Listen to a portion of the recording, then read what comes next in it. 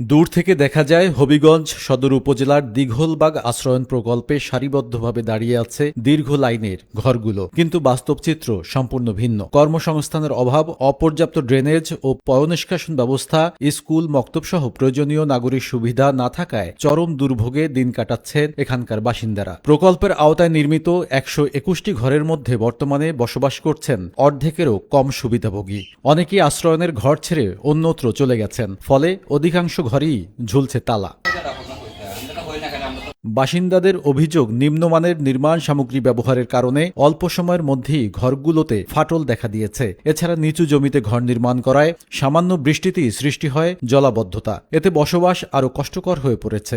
ওখানের মধ্যে গল লইয়া মানুষের ফল ফসলি কইরা বাড়ির থেকে ওখানে ফল ফসলি করা দলিল ভাইয়া আয় না থালা মারা আসু 6 বছর 7 বছর ধরে 5 বছর ধরে ভালো লাগছে, 3 বছর ধরে মনে করেন বিভিন্ন ধরনের সমস্যা। কেন রিং দিছে 3টে করে, ওই ড্রেনের সামনে দিছে, পানি ঢুকে চতুর্দিকে। ঘরের মধ্যে বৃষ্টি হইলে তুফানে ঘরের ভিতরে বৃষ্টি না ঢুকে, ইল পর্যন্ত ঘরের ভিতরে ঢুকে। চিন্তায় আমরা সমাজদার মানুষ এদের কোনো সময় লালন পালন করি, আমরা তুলমু কিভাবে? একটা ট্যাঙ্কি করে দেওয়া হোক, যেমন আমরা সবাই ময়লাগুলো ফেলাইতে পারি, কারণ আমরা ট্যাঙ্কিগুলো পরিষ্কার করতে অনেক কষ্ট হয়ে যায়। মানে এইদিকে তো জায়গা নাই ফেলাইবার, গ্রামের মানুষে গালাগালি করে। প্রথম সময় প্রায় পুরোই আছে ঘর, এখন যাইতে যাইতে বর্তমানে 70 থেকে 80টা ঘর আমরা বসবাস করতেছি। অন্য ঘরগুলা কিছু কিছু ঘর আছে, কোনো কোনো পরিবার আছে 2টা 3টা ঘর দখল হয়ে আছে।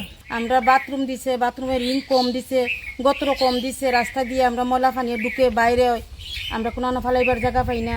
এদিকে আশ্রয়ণ প্রকল্পের বাসিন্দাদের ভোগান্তির বিষয়টি গুরুত্বের সঙ্গে দেখা হচ্ছে বলে জানিয়েছেন জেলা প্রশাসক। তালাবদ্ধ যে ঘরগুলো আছে এগুলোকে আসলে পুনরায় দেখতে হবে যে তারা আসলে প্রকৃতপক্ষে থাকে কিনা।